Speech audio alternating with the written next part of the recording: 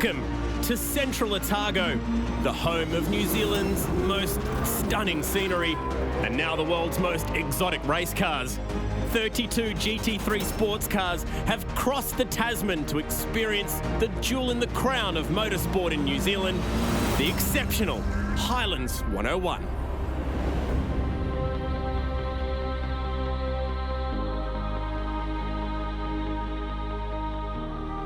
This is the fourth running of the 101, and it is definitely gathering momentum as an event on the calendar. The motels are all full, the shops are busy, the restaurants are booked out. It's a cool thing. If you go back 20 years, Central Otago used to be farming. And go back 100 years, it used to be gold. But now we've got this new thing. We've got car racing. And everyone's just so proud of it. It's just such a welcome thing to have here. It's a whole new string to our bow. And I don't mind walking up and down pit lane looking at these cars that I can only dream of. The place is just surreal. This represents New Zealand. It represents extreme. The air is crisp. The track's amazing, and it's just really cool to have such a wicked event down here. Since we come here in 2013, the category has just boomed. Maybe a lot to do with this event, in fact. So what we started off in 2013 was around about 18 cars coming across from Australia. 32 cars we brought over in containers this year.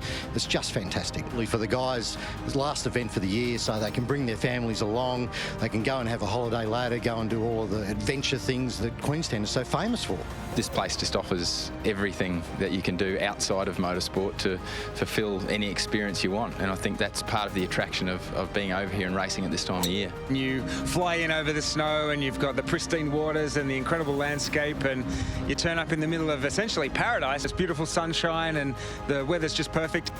Cromwell, Alexandra, Clyde, Wanaka, Queenstown, the Golden Triangle. I think everybody that comes here has nothing but praise for the whole region. With the crowd descending on Highlands Motorsport Park, it's time for qualifying at the final Australian Endurance Championship round of the season. The grid for the Highlands 101 is determined by combining the best qualifying times set by both drivers in the car. This means every lap counts around the challenging 4.1 kilometre Highlands Park circuit. First to find trouble was Matt Kingsley, who lost the number 60 McLaren 650S GT3 on the entry to the bridge. The huge impact left the Techno team plenty of work to fix the car, but Kingsley sharing with factory McLaren GT star Colm Ledegar before the start of the race. Taking control of the session was Michael Arman, substituting for injured car owner Scott Taylor. The AMG GT3 flew around the Highlands circuit. Arman's best time, a full 5/10 faster than Grant Denye's McLaren in second, with Liam Talbot's Audi an impressive third. Peter Hackett was behind them, putting two Mercedes in the top four. It was a bit surprising. I thought it was going to be hard work, but I think just a couple of days in the car and get used to it. And obviously having Craig there to have his data is a big help. So yeah, no, car was good and came together. It's my best qualifying all year, so that's, I leave it late, but it's a good time to shine, when a championship's on the line for the endurance thing. So yeah, we got a great race car, and I'm really looking forward to this. Car felt good. I mean, there was an unfortunate accident on the bridge. McLaren lost the wheel, so it affected the session. So I guess it just gives everyone one opportunity to bang in that lap. Jesus, fun out there. So much fun. Sitting in fifth was Mad Mike Widdett, the international drifting superstar, making an impressive transition to Australian GT racing. Mad Mike, P5 in the first qualifying session, mate. A track you're usually just going sideways at, and you've got that McLaren on fire. Yeah, I said to Clark and Tony, I said this track is just as good for circuit racing as it is for drifting. But yeah, feeling really comfortable. The team has done an amazing job getting the Darrell Lee Sticks McLaren ready to rock. Is super sticky out there. We're pushing pretty hard. Sitting in P5 at the moment. Clark's out in the car, so see if we can better that. The second session saw the team's lead drivers take over. Many eyes followed the 2015 Australian GT champion, Christopher Mies. The German didn't disappoint, blazing around the Highlands circuit to set the fastest time. Although the RJ's Aston Martin, with Greg Murphy at the wheel, did lead for much of the session. That was the first time we've seen a GT car drop into a minute at 30. If that's not enough, 3 laps in a row.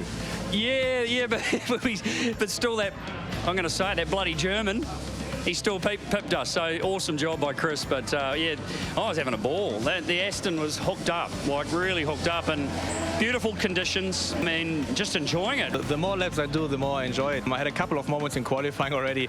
Out of turn 2, nearly clipped the wall on the bridge. I think that shows how much we are on the limit. You know, this track is a big challenge. You know, you have long corners, you have tight corners, you have a jump in that, and every lap I do, it's an honor and it's really good fun.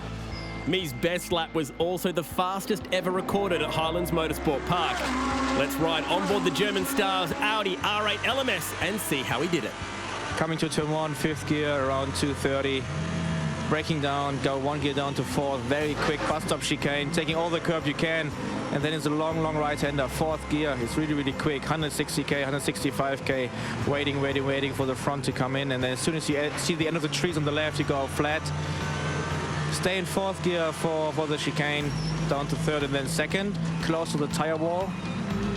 Then left, focus on a good exit under the bridge.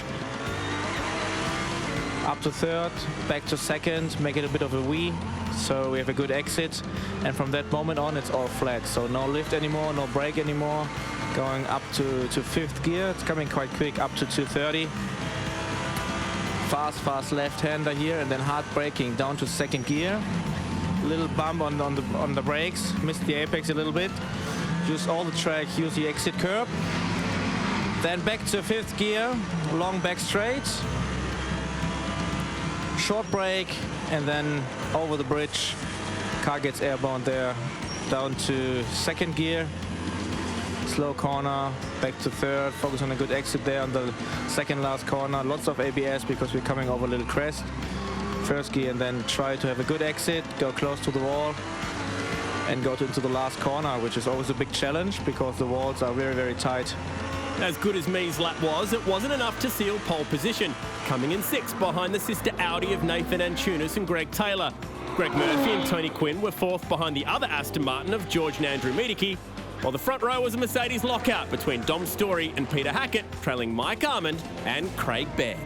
Craig Baird, the combined pole, there's a little bit of tactics in that one. Yeah, it is. It's obviously a different format, so combining the two drivers, Michael did a very good job, and we sort of knew where other people were, so I was reasonably happy at the beginning of the session. You know, even though Mees went half a second quicker, it didn't really matter because obviously the combined, so just do a few laps, make sure we banked a good solid lap and bring it back no risk, because it is a track that will bite, and we've seen it in every session. There's a lot of concrete around here. Risk management is a lot of it, and that will be for the next 3 hours. So it's pole position for Erebus here at Highlands, with Armin and Baird taking that front row. Keep an eye for Grant Denyer and Nathan Morecambe. They are leading the Australian Endurance Championship, trying to wrap it up here at the last round. Liam Talbot with a lot of racing experience in Europe so far this year, but huge names towards the back that won't even get to start, all because of crashes early this weekend. In particular, John Martin and Devarshan Padiachi 2nd in the points. Building up the hype, and after the break, we go racing here at Highlands.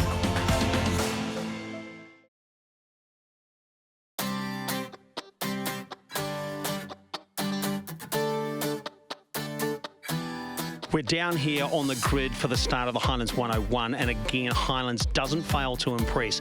Each year, this crowd on the grid gets bigger and bigger. Not something you normally get to do, to walk amongst such amazing cars, but here at Highlands, it's all the go. Peter Hackett, pair of Mercedes on the front row, mate. How good's that? Yeah, look, the AMG GT3's been so super strong and so consistent over the whole championship, to be honest. We need to stay clean early in the race today. We probably don't have the pace against some of the guys in my stint, but if I can give the car back to Dom looking like this, I think we'll be at the pointy end somewhere. Now, around us, people walking this grid, something you don't normally get to do, which makes for an even better atmosphere. It's always very special here at Highlands, and to see the whole crowd migrate down to the pit lane here is pretty special, and really special for them, and it just builds up this atmosphere around, and it's great for us drivers. You know, it is a really cool thing to have. Yeah, look, the weather's turned it on today, doesn't it? Isn't it awesome? And look at the crowd, and the hill's still quite packed, and all the people here, so you know, I think it's going to be a big day. It's really special and unique. You can see how much the Kiwis get behind this event, and I don't blame them. It's world renowned, this event now. It's starting to get a lot of traction internationally, and it's just great to be a part of. What an amazing place to start with. I mean, it's one of the most outstanding locations for a racetrack I ever saw. And the grid is very good. The diversity there, the numbers are there, and a lot of new cars. I mean, it's a very nice series. Pretty epic, isn't it? You know, we feel real special today. We're lucky to drive some of the greatest cars in the world. We've got, you know, a full hill of fans. They're all taking up good, close looks at all of these gorgeous machineries in the flesh. You know, you can see sort of the little kids light up in the eyes when they see them. You know, that was me. That was me back then. So it's nice to be able to sort of share that experience with them. Looking forward to the start of this one? Yeah, absolutely. Simon's got to do the run, and that's because he's taller, thinner, fitter, younger. So we're going to make up about 4 places out of the run, and I'll just try to hold on to that. Now, I've noticed this year you've got some runners on your feet, mate. Look, he's got to do a running start. It's crazy. I hate this. Everyone thinks I'm a fast runner because I'm tall, but George Madecki's like a racehorse. You watch him. He snorts when he comes running past you. It's crazy. Apparently you're the outright favourite for this one, mate. There's a fair few bets on you. So, again, strategies to just lead from the front? Yeah, lead from the front. That's. I was surprised last year. I was amazed that I was able to pull off that run, but at the same time, I reckon this guy's a dark horse. I'm looking out for Michael Armand. Is this something you put in your CV? I don't think so, mate. I'm not a very good runner, so I'm at the front of the field, so everyone's going to be able to see how many people pass me. It's a bit embarrassing. You know, as much as this is fun and games, and everyone really gets into the run, it's actually pretty serious, you know. So a jump start's a jump start, you know. So it's anyone's game, but I'm nice and limber, ready to go. You're a bit of a sprinter by trade, aren't you? Or is this just a bit of a one-off for you? Yeah, I'm a good sprinter off the line, but I think I'm not a good endurance runner. I just heard that Nathan is a couple of tenths quicker than Usain Bolt, so I think he's making the run. Now, apparently George Madecki snorts when he comes past, so don't be intimidated. I'm actually really worried about him, to be honest. Look how tall he is compared to me. I think I come up to his legs, so I don't know what to do, to be honest. It's going to be pretty difficult. I think he'll probably smoke me. Tony Quinn wasn't even looking to offer to do this part of the go? What do you reckon? We didn't even speak. He's like just got in the car. So I suppose that meant I was running. You've chosen the hat option. We haven't seen many of the guys here with the hat option. Is there a tactic? Really bad hair, so... Is there a tactic? Looks better. Oh, there's no tactic. I'm just going to try and struggle through this. I actually haven't done the run before.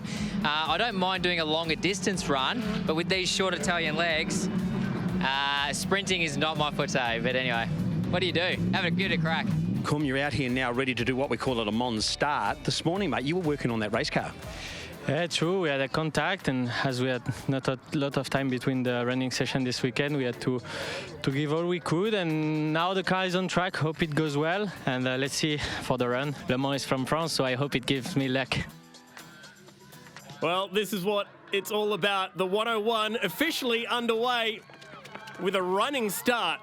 And it's a good chance to welcome Nick Percat into the commentary box. I would back you in this situation, Nick. I don't have long pins for this, but how's the race face on everyone? And Mikey Armand bouncing at the start, getting ready for the launch. Well, Mike Armand was meant to be on pole position, but the big long legs of George Madecki left a few drivers behind. Dom Story also putting in a pretty good run here. He'll be handing over the reins to Peter Hackett. But it's Madecki who's setting a very fast pace. It's a fair old distance, this run, a good 200, 300 metres from down in front of the crowd. You remove the tag, and that signifies the start. And, Nick, I think we give that one to Nathan Antunes. Yeah, he's done really well. He's probably half the height of Georgie, so he's got his sprint on and leaves pit lane first. And the first of 101 laps begins here at Highlands Motorsport Park. Good crowd here for the last round of the Australian Endurance Championship with that famous Le Mans start. It's Greg Taylor who leads us off down towards the forest for the first time after that huge run from Nathan Antunes. Love the different engine notes howling through the New Zealand air. We've got 6 cylinders, we've got 8s, 12s, 10s, everything covered. And it's Greg Taylor here, Nick, who just needs to lower his eyes and put in a good opening stint. Yeah, exactly. And these cars are very tricky to drive on the cold tyre. They move around a bit, and the traction control makes it a little bit more difficult than, say, the supercar that I'll be used to. Not the start to the day that Clark Quinn was hoping for. We go on board with him now. We're sharing this with Mad Mike Winnett, remember, but they picked up a puncture on the warm-up lap, and they had to wait until pretty much everyone had left pit lane before they could change it because the race had technically started at that point. Not the way you want to start 101 laps. No, and those boys will have to, eyes down, long race. Hopefully they can get themselves back into it with a few safety cars or a really good race strategy. Recently crowned a 3-time Australian GT champ in our sprint series. and a track that he had a lot of say in when it came to the design and structure here. So it's Greg Taylor who's going to lead the first of 101 laps, courtesy of Nathan Antunes. Great foot race. Let's see if he's caught his breath down in the pits. Nathan Antunes, you kind of talked yourself down there a bit, mate, but using the slipstream of George Madeki, you cleaned it up. I told you I was going to hunt him down. No, you know what? It's part of the fun of the 101. Everyone gets into it, and you know, when those lights go off, we are racing. So that was good. It's good to come out, or get Greg out first. He's got some clear air. So now he's got to put his head down and go. And not a strand of hair out of place for Nathan Antunes. Nick, you wouldn't have it any other way in such a perfect location.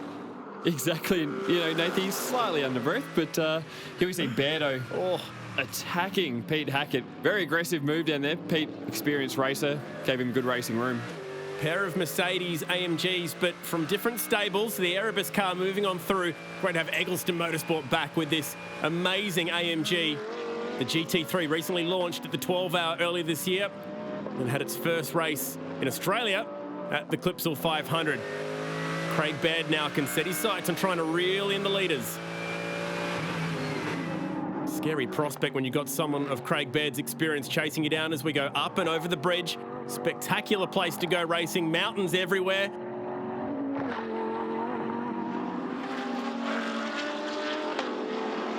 And how's this lineup? A McLaren followed by a train of Audis. We've got Marshall putting the pressure on Tim Miles here.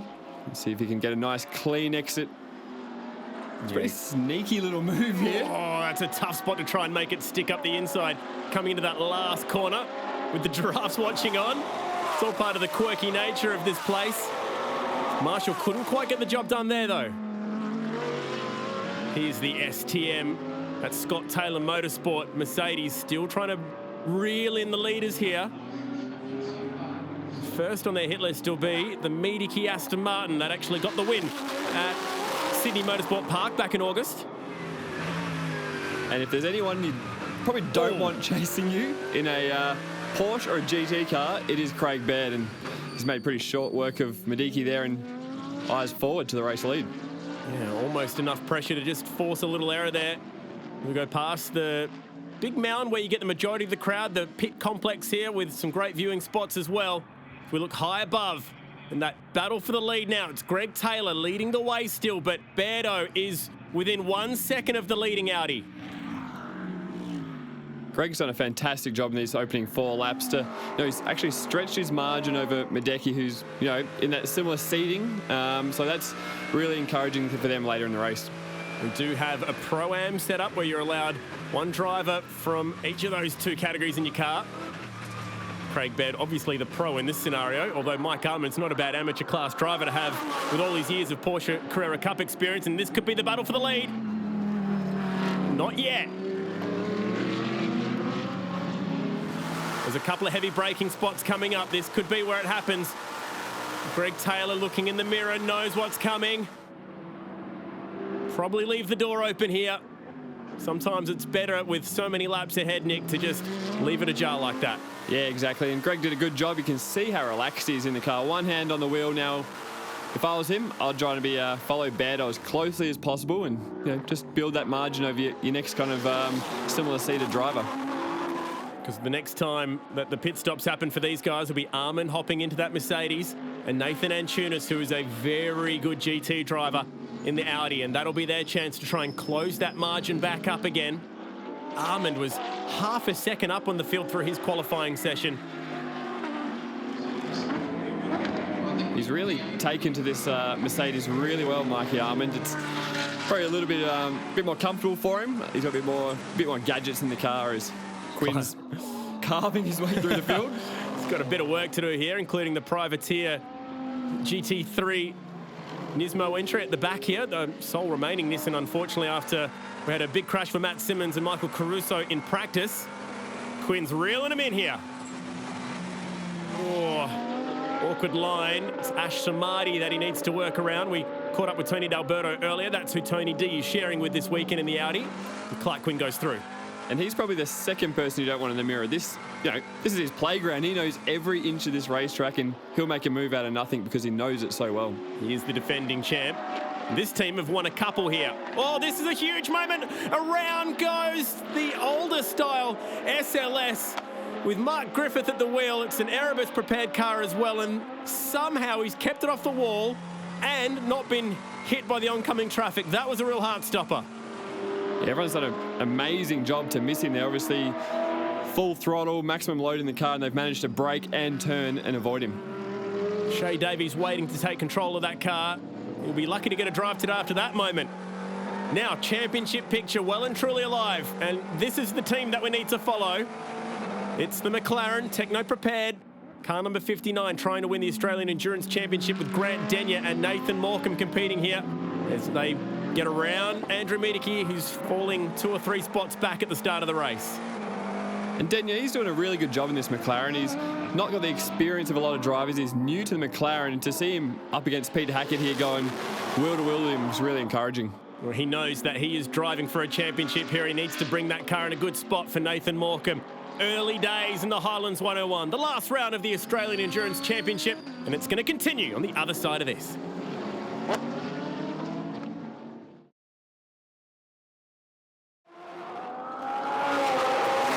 Picturesque Highlands Motorsport Park. It's the Highlands 101 here in New Zealand, and how about this little battle pack?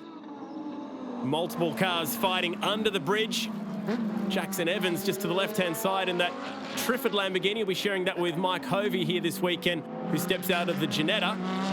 And also Matt Kingsley, who's trying to work his way through after a nasty qualifying crash, which happened right there on the bridge. And he moves to the inside of Tony Bates, and the Jamak Pem Audi gets it done. But just on Jackson Evans, Nick, he was 4th fastest in his qualifying session. Out there with some big names. That's very impressive.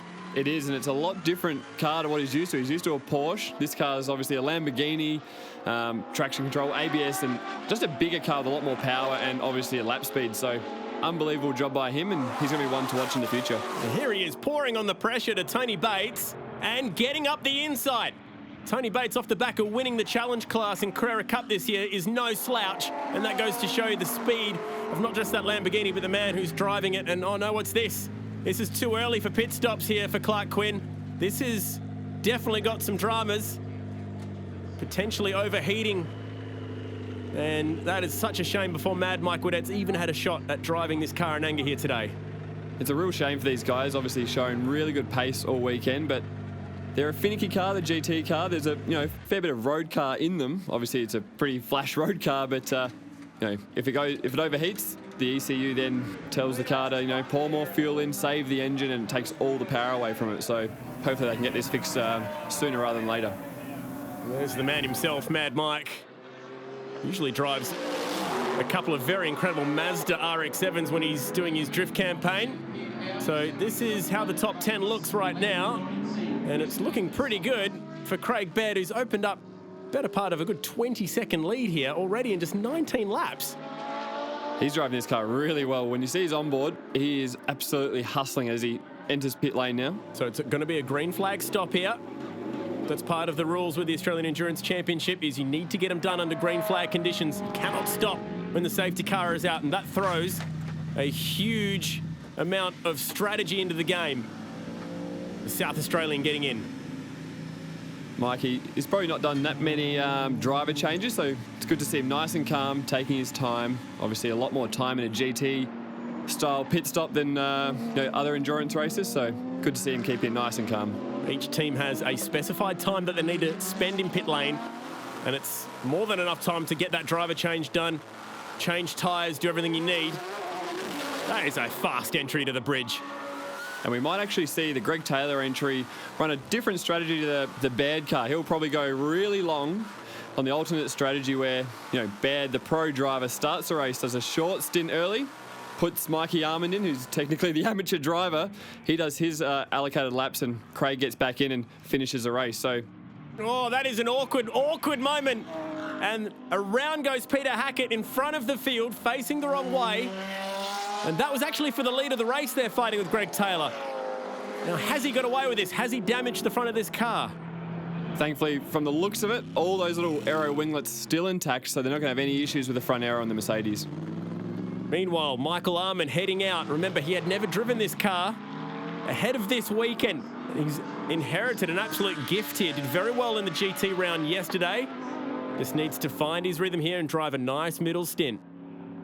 And Mike, he's been obviously very mature the way he's driven this weekend. Hadn't seen the car, hadn't seen the track, and he's rocked up and been super fast. So I know he's loving every minute aboard this Mercedes GT3 race car. So we can now watch him on board. How's the G meter when you're going around that long right-hander? Feel your organs shifting over to the left-hand side of your body. Need to be very patient through there on the throttle as well. And Mike will be doing pretty much 40 to 50 laps straight here, so he's got to get comfortable. Taylor, though, still leading the way after that awkward moment with Peter Hackett. He's driving really well. You can see he's nice and calm, nice and smooth on all inputs, putting the car where he needs to, and that's why he's still maintaining that race lead and giving them a good shot to go up against that 222 entry. Going to put that Nismo down a lap there, just to the inside of the GTR. Went over to the 24 Hours of Spa this year as a guest of Audi, and that's very much on his radar for next year as he just wipes the sweat off his brow. But he's under fire now from Liam Talbot. And Liam's doing a great job here. He's in the older spec Audi, putting a lot of pressure on Greg for the lead, and he's actually the first race winner of this unbelievable circuit we have here in New Zealand. Yeah, that was back in 2013, sharing with Rod Salmon. Now this is awkward because they're also working their way through some traffic. All the way down at the Forest hairpin, they get through there nicely. Can Talbot strike here? Taylor knows he's under pressure. A quick glance in the mirror. And I'm loving how, relaxed Greg is here. He's got one hand on the wheel half the time and keeping Liam... Oh my goodness, backwards. It's the Triffid Lamborghini. It's Hovey at the wheel. They came in and did a driver change. And sorry to come barging in on you there, Nick, but that was wild. And it's pulled up as well, so maybe they can't get that car refired. And that's definitely got his attention. It could have had a little bit of a glitch. It's pretty rare to see the ABS not working. You can see the smoke coming off the tyres, and Liam heads to pit lane now. Now that's actually a very clever time to come into the pits because safety car hadn't been called yet, so you can technically still get in there.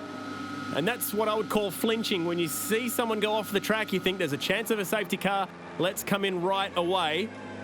And if you time it right, you can actually go up a lap if you get this play correct. So big time drama going on, and the safety car is deployed right on cue. Now this has really caught Greg Taylor out. In an ideal world, they would have made that pit stop happen. Let's go down to the pits and find out what's the latest. You seem to walk away from everybody. Obviously, a thing you needed to do for the pit stops. Yeah, for sure. Obviously, we've got a fairly long pit stop time, so I didn't want to do the run, but maybe I should have. I thought Michael was going to be first in. I think I was fourth or fifth out. But anyway, no, I had a good first run, and we've just got a safety car now, so if anything, that probably helps us because we pitted early. With the regulations, you can't pit under a safety car. It kind of moves the goalpost for people, so it'll bunch us back up. We took a 2-minute stop early. From there, I get confused. I just have to ask the rest of the lads what's going on.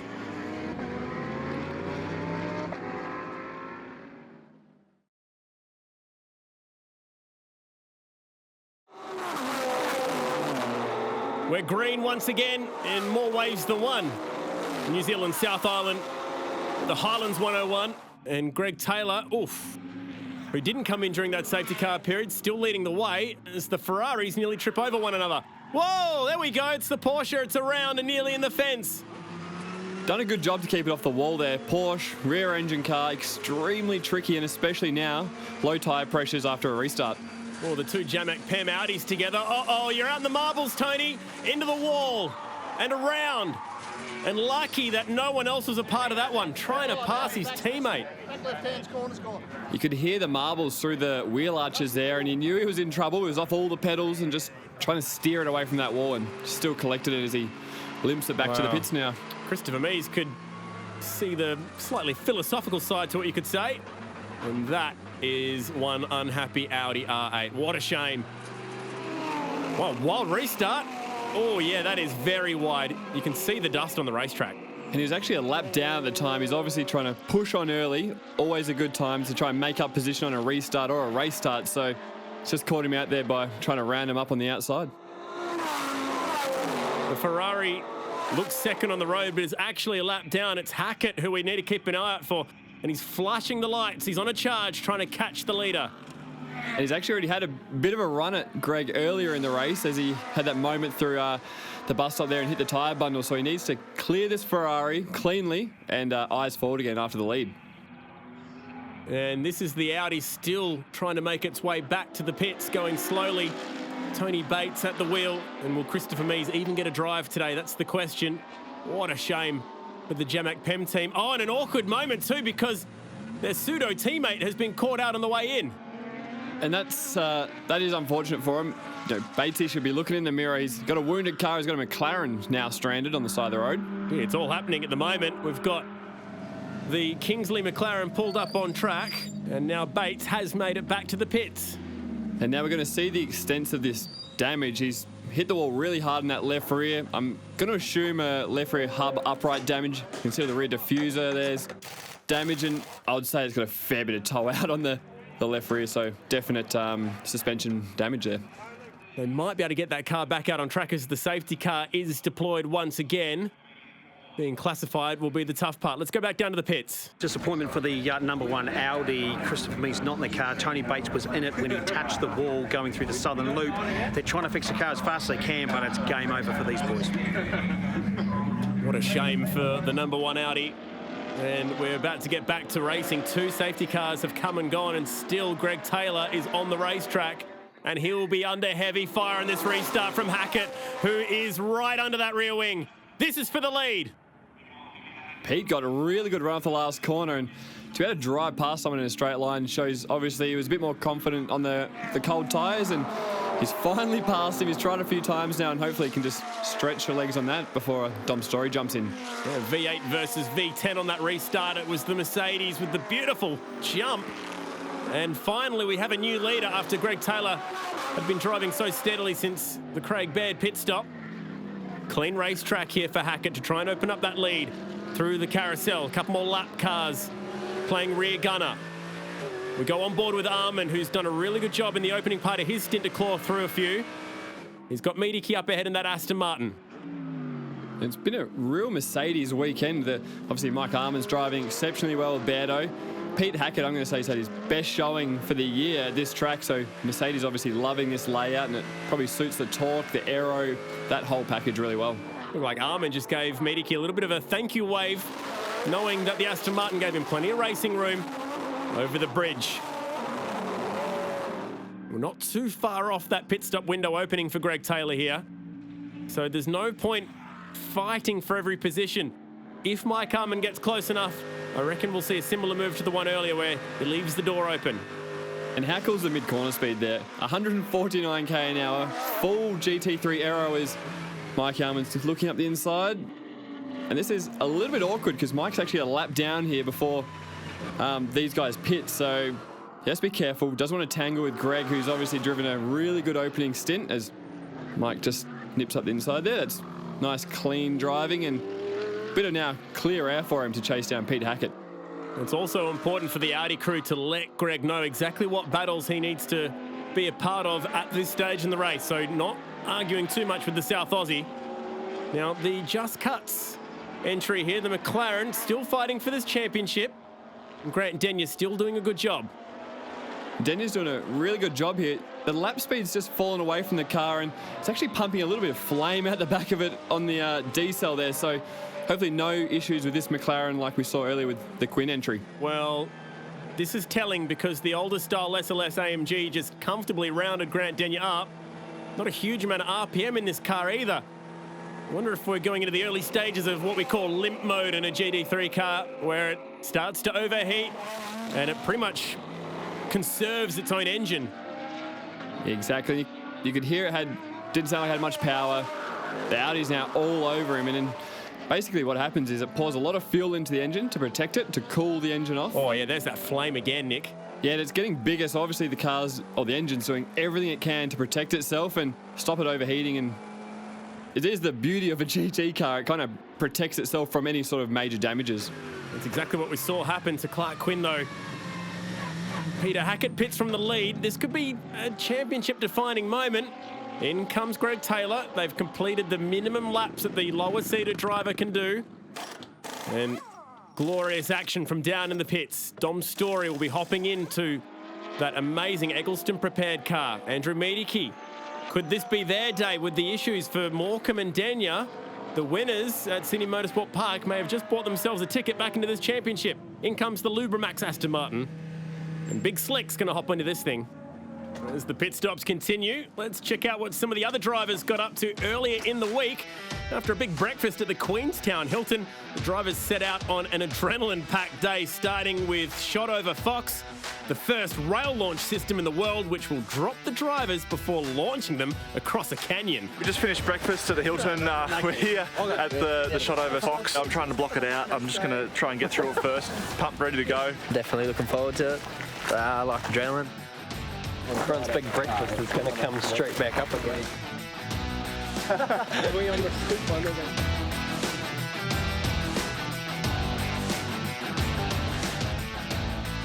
Peace out.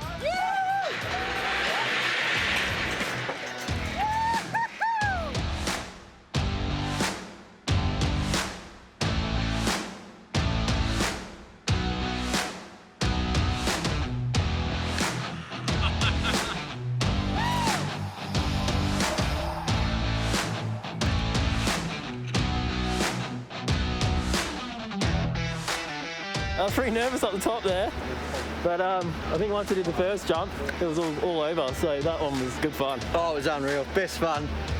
No, I really loved it. That free fall on that Fox was just crazy.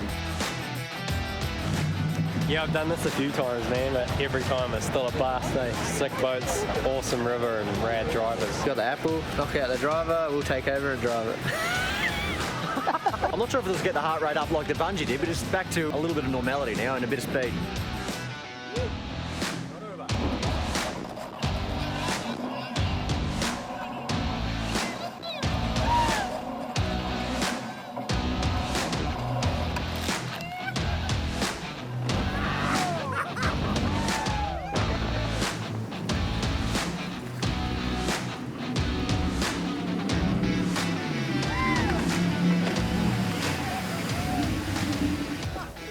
That was badass, dude. Look, I expected a good time, but that was better than I thought. Drivers really know what they're doing, and getting so close to walls and flick spins and all that sort of stuff, it was just cool.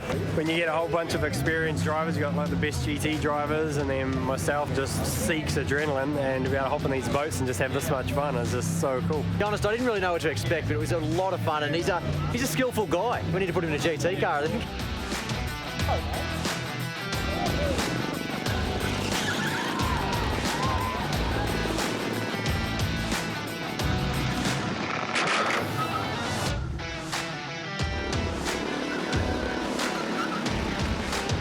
Yeah, really cool to get the taste of what Queenstown's all about, you know. And Canyon Fox was pretty scary. Jet boat was a lot of fun, adrenaline, and then out with the boys here, sort of having some fun. Yeah, it's a good omen. It's a good start to the weekend. Hopefully that translates into quali, and thanks to everyone. It's been a great day.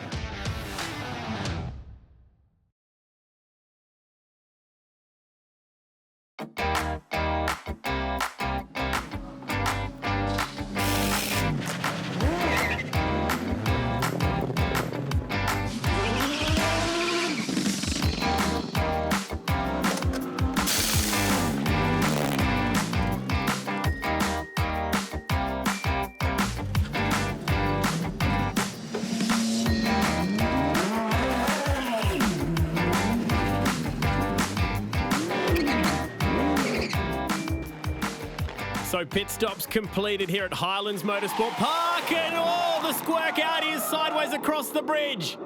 Don't tell me he caught that. 4-acre in the car. I can barely believe what I'm looking at, Nick.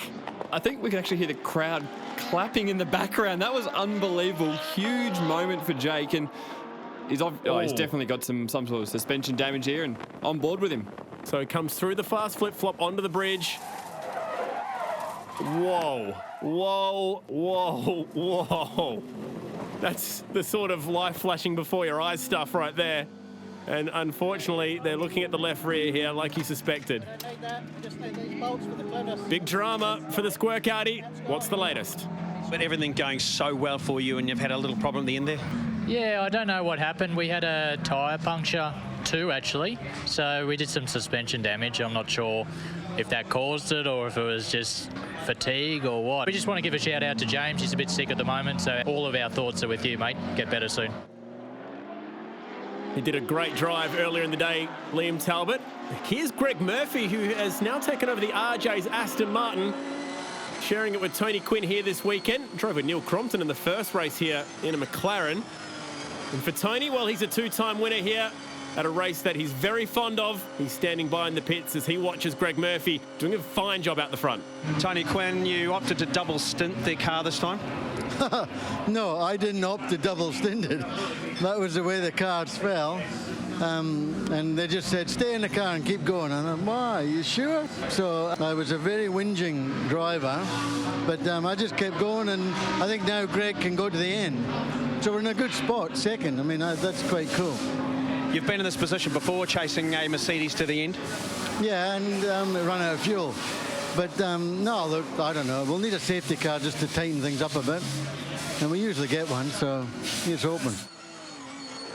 The always cheerful Tony Quinn there down in the pits. That was a dramatic finish that they were referencing a couple of years ago when the Mercedes ran out of fuel. It's looking much better for the Merc here today.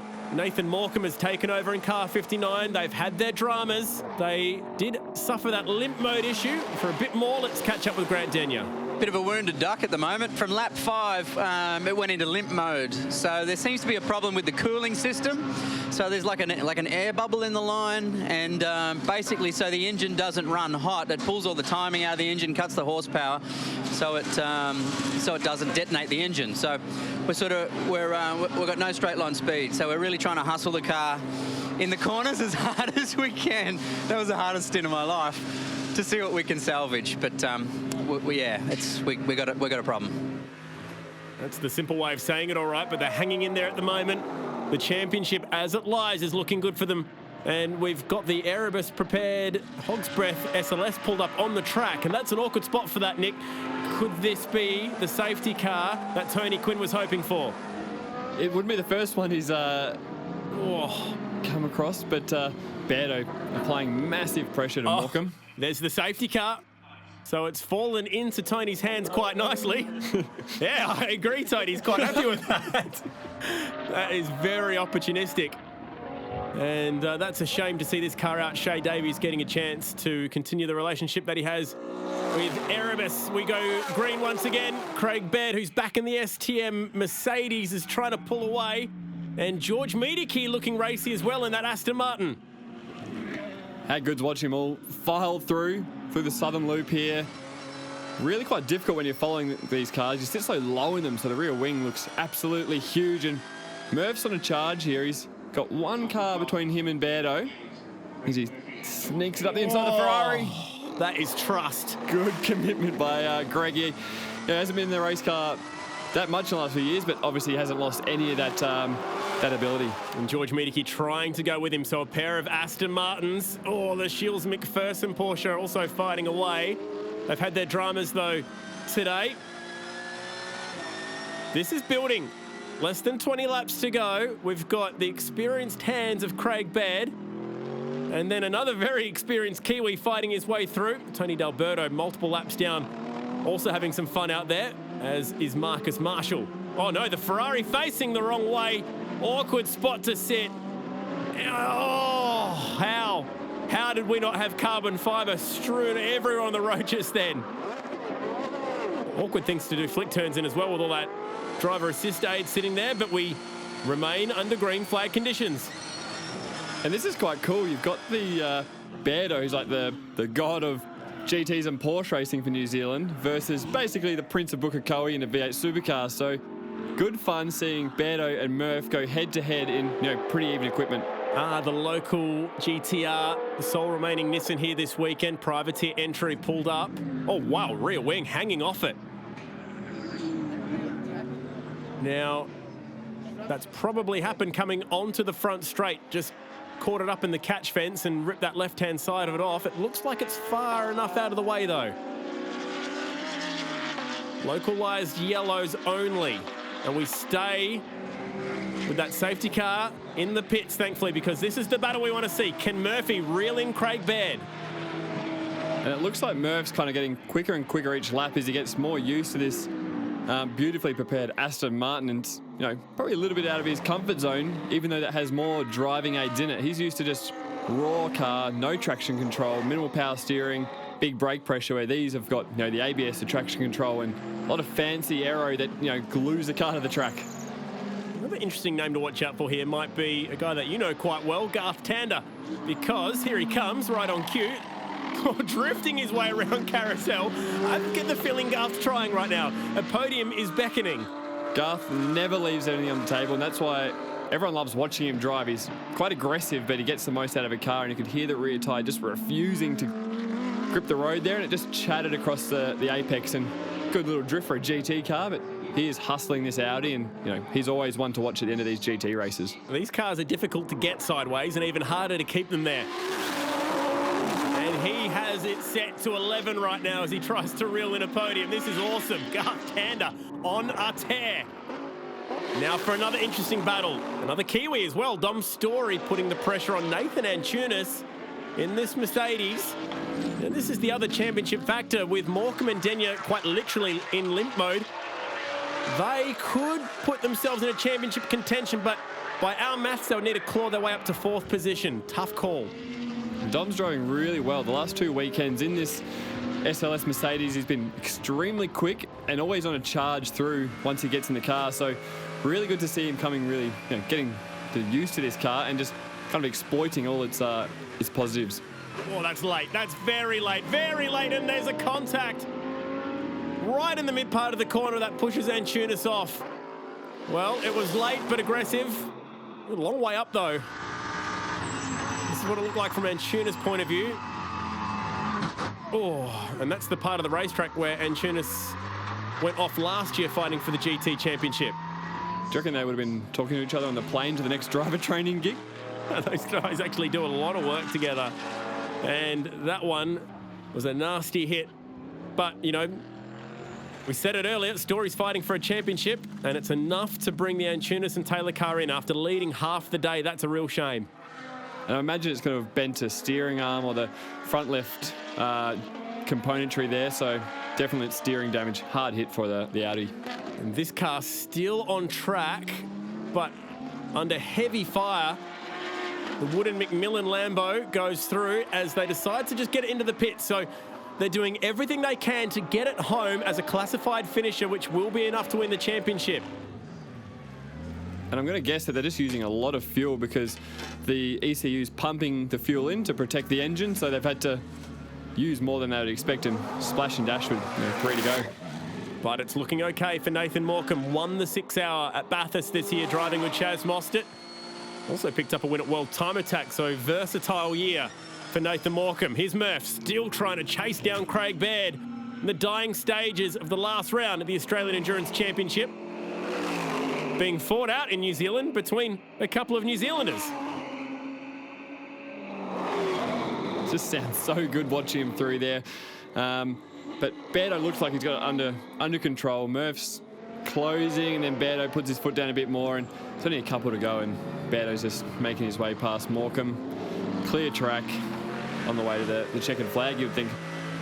Strange scenario where you've got the race winner lapping the man who's about to win the championship. Getting the job done nicely at the Phillip Island 101 earlier this year. Controversial finish recently at Hampton Downs with Nathan Morecambe at the end of the race as well. But they're doing enough. And this will be a huge moment for Grant Denyer as well. Hasn't won a championship since the early days of his karting career. So this will mean a lot to him as well as Nathan Morecambe. Now, I imagine we're going to see Grant's pretty good at getting excited, so I can't wait to see him at the end of this if they hang on, because he seemed semi-excited that they had a problem. He's that good at turning it on, so can't wait to see what they're up to after this one. Last lap of the Australian Endurance Championship. The Audi comes back out right in the heat of the battle as well, but it's looking pretty good for Craig Baird. After the heartbreak of running out of fuel a couple of years ago in a very strong position, looks like it's going to be another podium for Tony Quinn after winning the first couple of years here in an Aston Martin. The first one with Fabian Coulthard, then backed it up with Garth Tander in 2014. And Murph has done an exceptional job here, but just didn't quite have an answer for this man. It's good to see Murph got on top of it by the time basically the final race came. He's green to GT cars.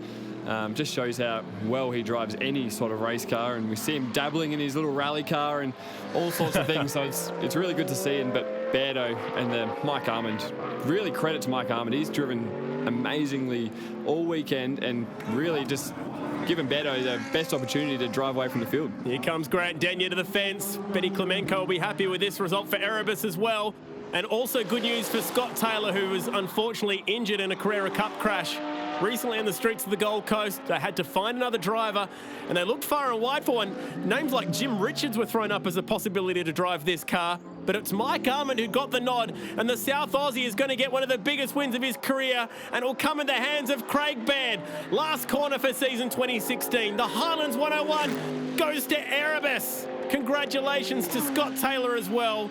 The car owner will be ecstatic with that, but the championship goes to Grant Denyer and Nathan Morecambe, the Techno team, adding to their Bathurst 12-hour victory. What a year they've had.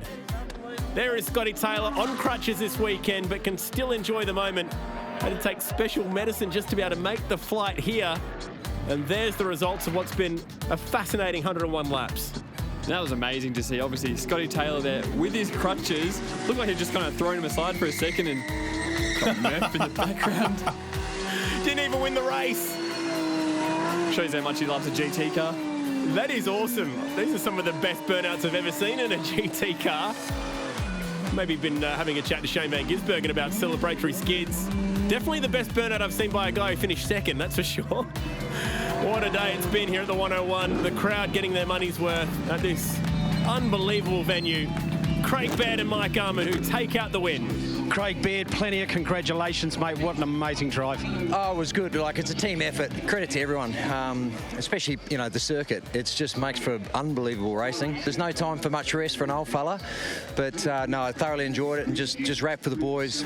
Change of co-driver. Michael Armand did an absolute fantastic job. My car owner here on crutches, no, he's throwing them away. He must be happy. It means a heap for me to win this race because the last time I was here in a Mercedes 2 years ago, we looked like we had it won and we ran out of fuel on the second to last corner. So I've been leading the race by a country mile with Clark, who's a good mate of mine. He just wrapped up the championship yesterday, so congratulations to him. But today, congratulations to me. Greg Murphy, a hard-fought battle in that race. Yeah, it's funny how it all plays out, isn't it? You know, to end up where we were was sort of strategy-wise, you know, it's really hard with the safety car stuff, and it went against us, then it worked for us. So, you know, that is the way it goes. I've had that happen plenty of times before. You just keep blazing around, but couldn't catch old mate. He knows how to manage all that stuff too good, old Beardo. And Dad really, you know, anchored the stint. He did that first whole run, and I had that big long stint at the end, and bloody satisfying, isn't it? You know, this is a team that Dad and Matt Stone started less than a year ago, and to come here and, you know, podium at the biggest race of the year, in my opinion. You know, I think the Highlands 101 is the absolute, was the highlight of my year, and to do it here is really special. I have never seen two more relieved and happy guys in my life. What a race. Oh, man. That was so hard. That was so hard. I think Nathan put in the drive of his life in a wounded car to bring it home in the end. Everything was going wrong. It was overheating. It was using too much fuel. We nearly ran out of fuel. The team did an awesome effort. Grant did a great drive all season. Those last few laps when they were saying save fuel was the hardest because we were already slow on pace with no motor, but we got it in the end. You know, everything that you don't want to have happen when you're fighting for the championship happened, you know, except for the fact that we got it. We got it! I think Grant Denyer's pretty excited about that one. Congratulations to everyone at Techno. New Zealand fans got their money's worth. The first Kiwi car home, by the way, was the Phillimore and studded Trask Family Motorsport Ferrari. Congratulations on their top 10. Champagne spraying, thanks to Nick Percat for his help in the commentary box. We'll see you next year in the Australian Endurance Championship.